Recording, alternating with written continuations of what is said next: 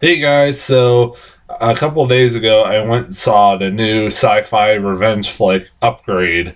This was a movie that I got in a trailer a couple times here and there.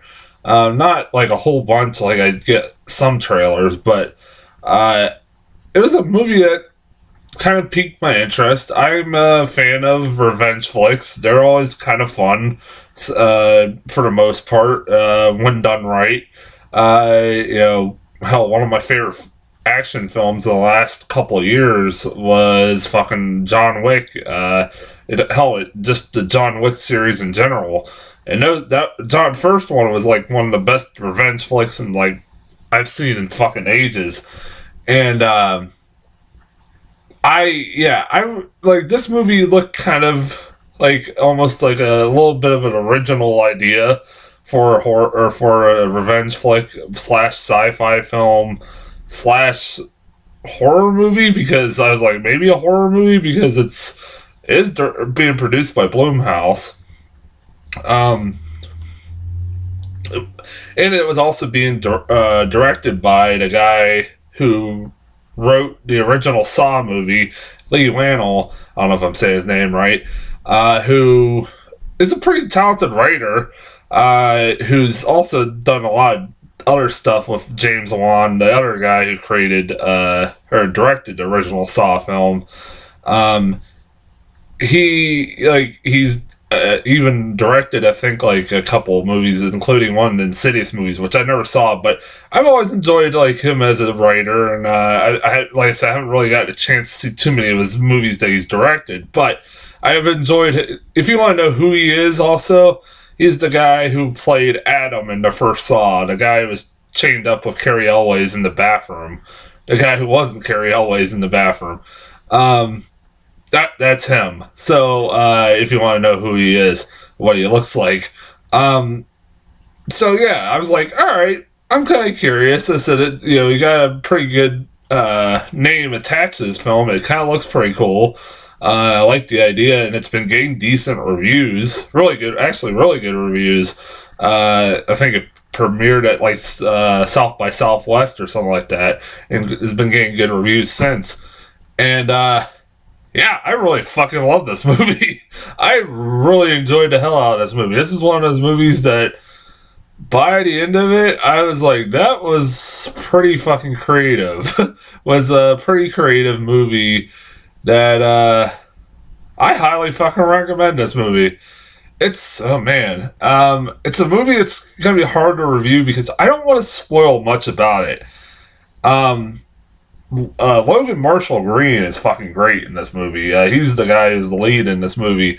He, uh, I thought he carried this fucking movie very well. Like he is kind of the uh, reluctant hero slash uh, vigilante in this movie, who really got stuck in the middle of the situation, unfortunately, because of horrible circumstances, um, where he gets paralyzed and his wife dies, and he wants to get revenge on these guys that killed him, his wife, and paralyzed him.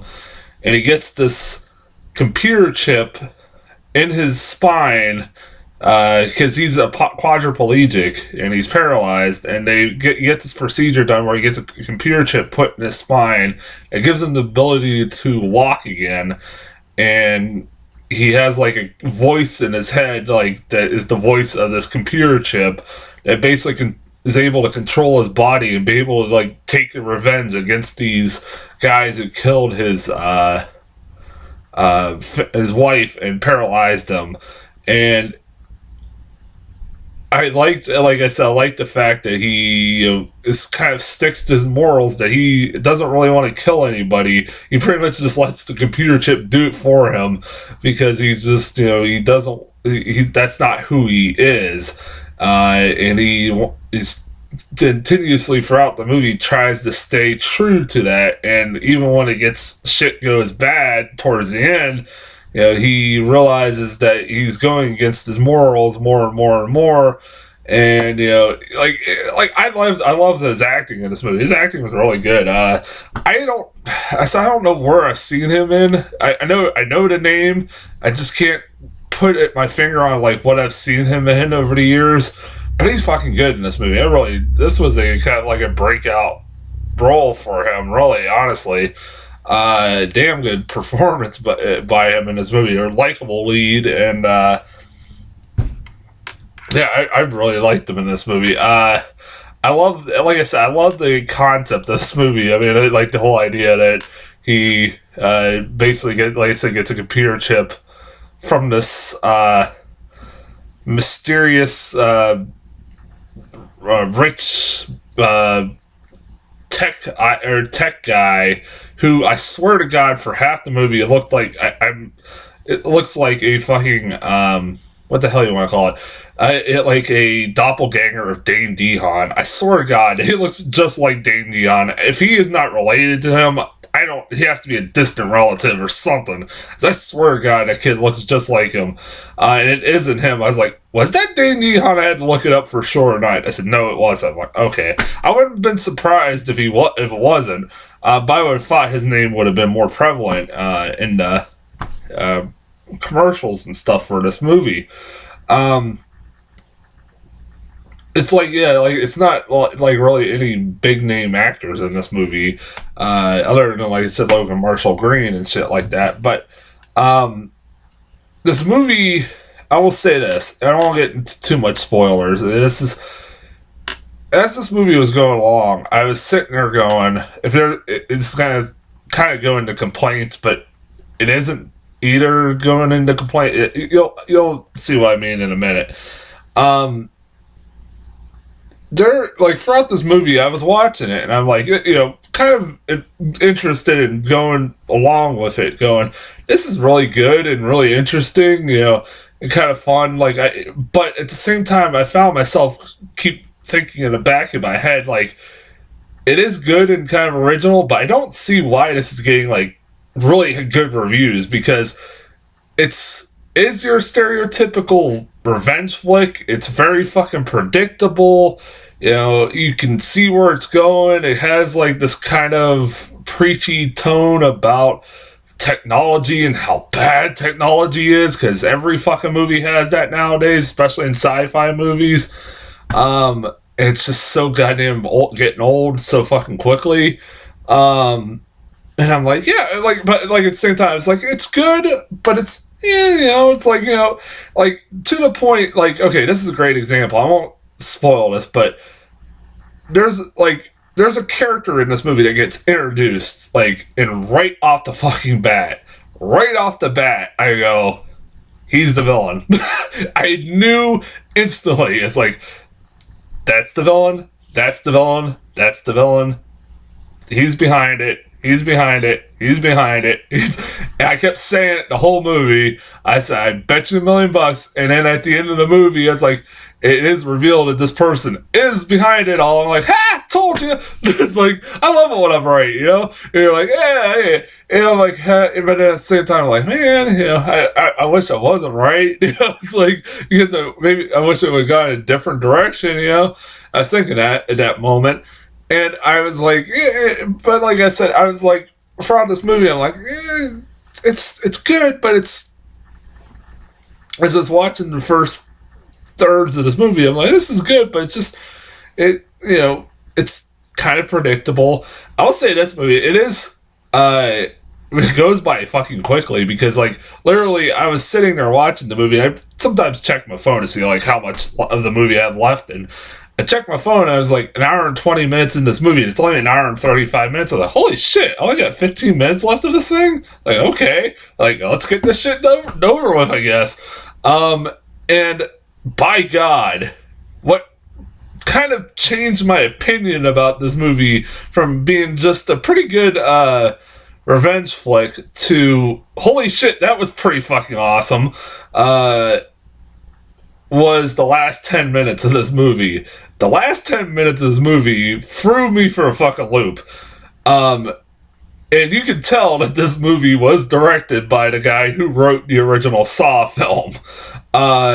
because there's a pretty big twist that when you think, like I said, when I was all cocky and everything, I was thinking like, oh, I know, I guessed the whole time who the villain was. I was so proud of myself. Then they threw a fucking loop for me for a loop with one fucking final twist that, damn, I didn't see that coming. And damn, did the movie get fucking dark at the end. It got really fucking dark and it turned into a straight up fucking horror movie. And I went, damn. and there was one moment at the movie where I was worried because it does seem like they're about to go for the cheapest ending you could ever go for, which is like it was all a dream moment.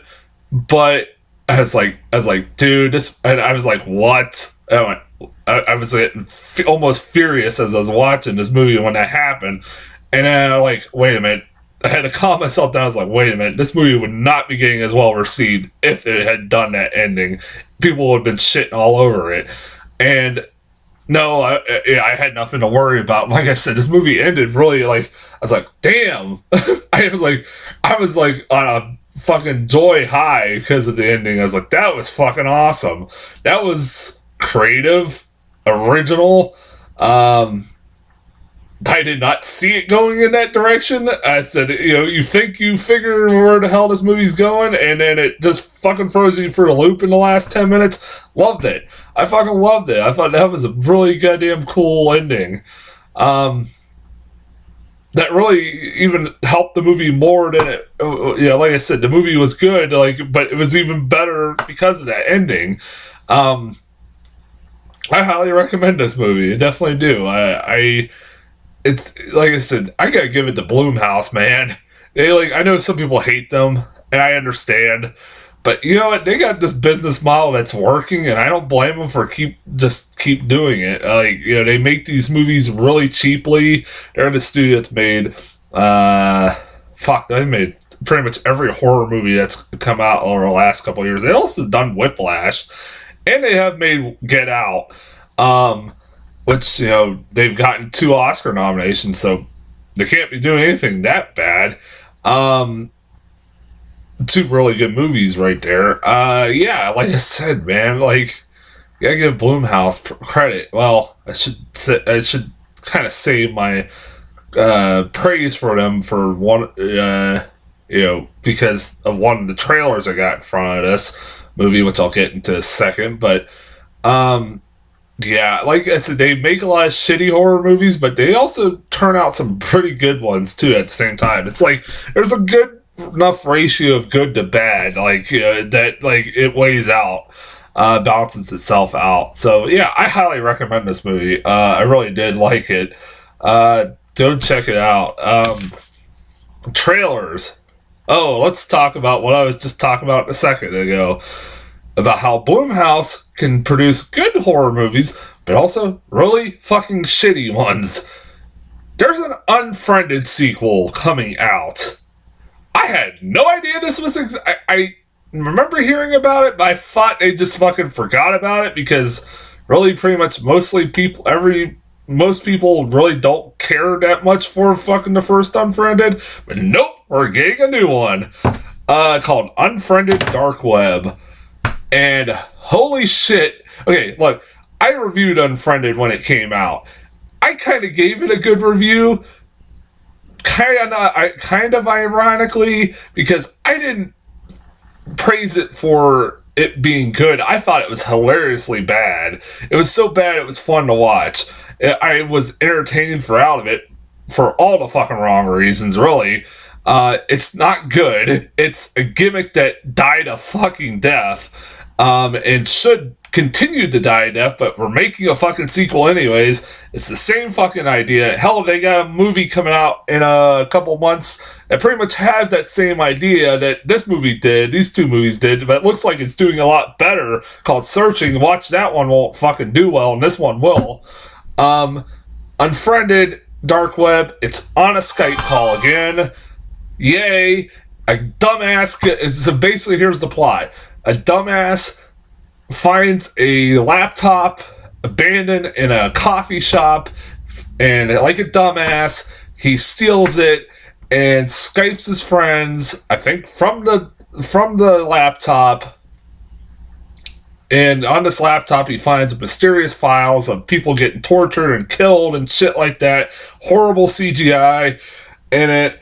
And then a mysterious figure comes on their Skype call saying, "You have my laptop." Like, fucking the first one. And they all die one by one. Yay. First off, I did not know until after I saw this trailer that these are supposed to be teenagers. They look like they're 40. They don't look like teenagers. They look like they're fucking 40. Fuck you, those are not teenagers. It's like one of those, I'm still gonna see that shit because I've seen the first one. And here's the worst part about it is, first one got decent reviews. This one's getting decent reviews. Fuck you, critics. There are people out there who still think this is an original idea, like a cool idea. No, it's stupid. It's a really stupid idea. It was a stupid idea in the first one. It's a stupid idea in this one. Fuck this stupid, dumb. This is an experiment and a gimmick that needs to die a fucking death. Black Klansman. Now let's talk about something that actually looks good. Black Klansman. Okay. I like the idea behind this movie. It's supposedly based off a true story about a cop, who was the first cop in his major city, who decides to, I forget what city it was. Somebody in the comments can tell me. Who decides to, on his first task on his new job, basically try to infiltrate the Ku Klux Klan and basically take him down. And Topher Grace is playing David Duke. I'm like, what the hell? That's kind of funny. What's up with all these really weak-looking guys playing really good racist? I don't know, maybe he'll play a good racist. Like I said, part of me was like, I didn't watch the trailer. I was kind of not paying attention that much at the trailer. But somebody in the comments, I'm sure they'll address this in a movie if I would have maybe researched this a little bit better. But how the hell does this guy infiltrate the fucking Ku Klux Klan? Because I get it, I don't think they just add any members, even if this is a black guy that hates his own kind. I know the Ku Klux Klan hate blacks, so I highly doubt they would fucking let one just come into their fucking organization, even if they hate their own kind. I highly doubt that, but like I said, maybe it's explained better. Maybe I missed it in the trailer. It's got Adam Driver. Oh, and it's directed by Spike Lee. That is one strike against it for me, because I can't stand Spike Lee. He's such a pretentious little shithead, and he's an asshole, and he just... I cannot stand Spike Lee. He is a good director. He has made good movies. He's made a lot of shitty movies, but he's made a lot of good movies, too. So, there are a lot of directors out there that I can't stand as people, or as a person, like David O. Russell, but I like their movies. So yeah, like I said, I like the idea, and it's supposedly getting good reviews, so I'll definitely fucking see that. So this is as far as trailers go, and until I got one more review to do, until then I will talk to you guys later.